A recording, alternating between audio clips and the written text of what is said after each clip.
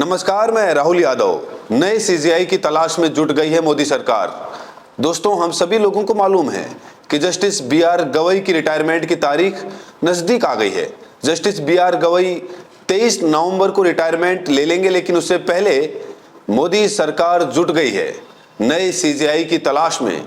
हम सभी लोगों को मालूम है कि जस्टिस बी.आर. गवई कहीं ना कहीं कांटे की भांति मोदी सरकार को चुभते थे।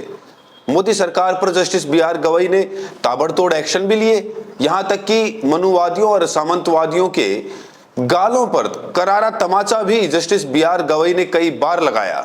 ना सिर्फ मोदी सरकार जस्टिस बी.आर. गवई से परेशान थी, बल्कि मनुवादी सामंतवादी भी जस्टिस बी.आर. गवई से काफी नफरत करते थे। इसीलिए तो जस्टिस बी.आर. गवई पर जूता फेंकने की कोशिश की गई। दोस्तों, जस्टिस बी.आर. गवई रिटायर हो जाएंगे 23 नवंबर को। ये दिन हम सभी लोगों के लिए बड़ा कष्टकारी होगा, क्योंकि जस्टिस बी.आर. गवई का अगर कार्यकाल बढ़ जाए तो मजा आ जाए, लेकिन ऐसा हो नहीं सकता। और अब मोदी सरकार नए सीजेआई के रूप में एक नाम सुझाव कर रही है, जस्टिस सूर्यकांत का। अब इसको लेकर आगे चर्चा करते हैं। नए सीजेआई जस्टिस सूर्यकांत होंगे, उनका नाम रेस में सबसे आगे चल रहा है और शायद 24 नवंबर को वो शपथ भी ले लेंगे। जरा यहाँ पर देखिए, खबर भी सामने आई है, लिखा भी है, सीजेआई गवई के बाद कौन। सरकार ने अगले चीफ जस्टिस की नियुक्ति की प्रक्रिया शुरू की। देश में ये नाम है, नाम कौन कौन से हैं उसको लेकर भी हम लोग यहाँ पर चर्चा करेंगे।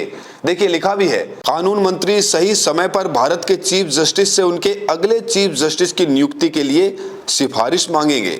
आमतौर पर यह लेटर मौजूदा सीजेआई के 65 साल की उम्र में रिटायर होने से 1 महीने पहले भेजा जाता है। दोस्तों, बात यह है कि मोदी सरकार कोलेजियम सिस्टम से अगला सीजेआई कौन होगा इसके लिए पत्र मांग रही है, और अब मौजूदा सीजेआई को एक नाम सुझाना पड़ेगा, एक नाम बताना पड़ेगा, और नाम में नाम आ रहा है जस्टिस सूर्यकांत का। जस्टिस सूर्यकांत, जिन्हें आप लोग जानते होंगे, ये भी बहुत अच्छे जज हैं, ताबड़तोड़ फैसले लेते हैं, सरकार पर एक्शन लेना जानते हैं। देखिए, यहाँ पर लिखा भी है, सीजेआई बी.आर. गवई के बाद देश का अगला चीफ जस्टिस कौन होगा, इसकी प्रक्रिया केंद्र सरकार ने शुरू कर दी है। सीजेआई गवई 23 नवंबर को रिटायर हो रहे हैं। इससे पहले तक नए सीजेआई के नाम का चयन हो जाना है।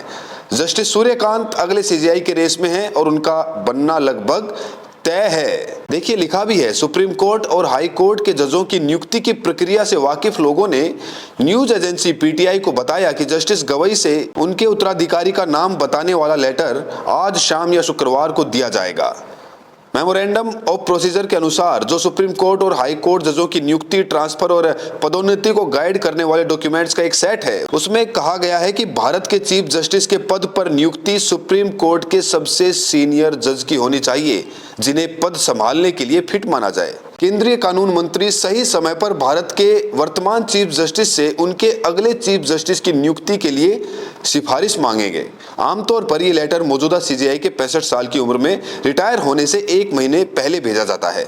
जस्टिस सूर्यकांत सीजेआई गवई के बाद सबसे सीनियर जज हैं और अगले सीजेआई बनने की सबसे ज्यादा संभावना है। तो दोस्तों, बात यह है कि ये कहा जा रहा है कि जस्टिस सूर्यकांत, जो कि लंबे समय से सुप्रीम कोर्ट के जज हैं, वरिष्ठ हैं, अनुभव भी अच्छा खासा है और ताबड़तोड़ फैसले भी लेते हैं, हमेशा एक्टिव रहते हैं, इसीलिए जस्टिस सूर्यकांत का नाम जस्टिस बी.आर. गवई आगे बढ़ा सकते हैं। लिखा भी है, एक बार नियुक्ति होने के बाद जस्टिस सूर्यकांत 24 नवंबर को अगले सीजेआई बन जाएंगे और 9 फरवरी 2027 तक लगभग 15 महीने तक इस पद पर रहेंगे। यानी बड़ा लंबा कार्यकाल मिलेगा जस्टिस सूर्यकांत को, यानी कि लगभग 15 महीने वो देश के सीजेआई के पद पर रहेंगे। अगर वो 24 नवंबर को शपथ लेते हैं तो वैसे उनका ही लगभग तय माना जा रहा है, क्योंकि जस्टिस सूर्यकांत ही सबसे वरिष्ठ हैं, अनुभवी हैं, और शायद जस्टिस बी.आर. गवई आज उनके नाम पर मोहर भी लगा दें। हो सकता है कि वो सरकार को सूर्यकांत के नाम की लिस्ट भी सौंप दे कि जस्टिस सूर्यकांत को ही नया सीजेआई बनाया जाए। वैसे देखा जाए तो जस्टिस सूर्यकांत ने कई ताबड़तोड़ फैसले लिए हैं और ये सद्भावना जताई जा रही है कि जस्टिस सूर्यकांत आगे भी अच्छा काम करेंगे। वो हरियाणा के हिसार से आते हैं। अब आप लोगों के मन में चल रहा होगा कि कौन सी जाति है। देखिए, जजों की जाति अक्सर छुपाई जाती है, लेकिन हाँ, सीजेआई बनने के बाद हम सभी लोगों को मालूम हो जाएगा कि जस्टिस सूर्यकांत किस जाति से आते हैं। वैसे जजों की जाति नहीं होती, वो न्याय के लिए जाने जाते हैं, लेकिन फिर भी एक दिलचस्पी होती है कि किस बिरादरी के हैं, किस जाति के हैं, क्योंकि जाति के आधार पर अब लोग कहीं ना कहीं ये मानने लगे हैं कि कौन अपने लिए अच्छा है और कौन अपने लिए अच्छा नहीं है। तो जाति जानना भी कहीं ना कहीं जरूरी है, क्योंकि हमारी भी मजबूरी है कि हम आपको अभी नहीं बता सकते। तरह तरह की बातें हो रही है। सुप्रीम कोर्ट के रिकॉर्ड में ये जाति लिखी गई है, लेकिन कौन सी जाति है ये मालूम नहीं है। लेकिन हाँ, सीजेआई बनने के बाद जरूर इस बात पर चर्चा होगी कि जस्टिस सूर्यकांत किस जाति के हैं, किस बिरादरी के हैं। Justice B R. गवई रिटायर हो रहे हैं, बड़े दुख की बात है। Justice B R. गवई जब तक थे ताबड़तोड़ फैसले लिए, दलितों, पिछड़ों, पीड़ितों, अपमानित लोगों का वो सहारा बने, ताबड़तोड़ फैसले लिए। सरकार पर एक्शन लेने की जरूरत आई तो सरकार पर भी उन्होंने एक्शन लिया, तभी पीछे नहीं हटे, कभी डरे नहीं। Justice B R. गवई ताबड़तोड़ फैसले लेते चले गए, और आज जब उनके रिटायरमेंट की खबर सामने निकल कर आई तो पूरा देश दुखी है। लोग यही कह रहे हैं कि कार्यकाल बढ़ा दीजिए, कम से कम 6 महीने और बढ़ा दीजिए, लेकिन ऐसा संभव नहीं है, खास तौर से न्यायपालिका में, क्योंकि अन्य जज भी कतार में खड़े हैं, वो भी सीजेआई बनना चाहते हैं।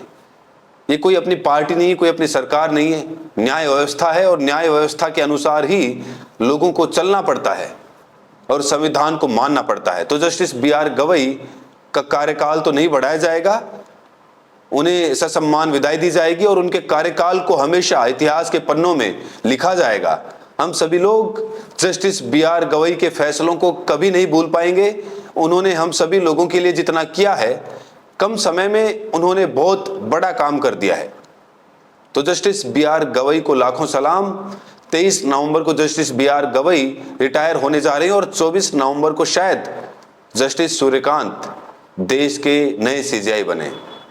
इस मामले पर आप सभी लोगों की क्या प्रतिक्रिया है, कमेंट करके जरूर बताएं, और साथ में ये भी बताएं कि आप ये वीडियो देश के किस कोने से देख रहे हैं। बहुत बहुत शुक्रिया।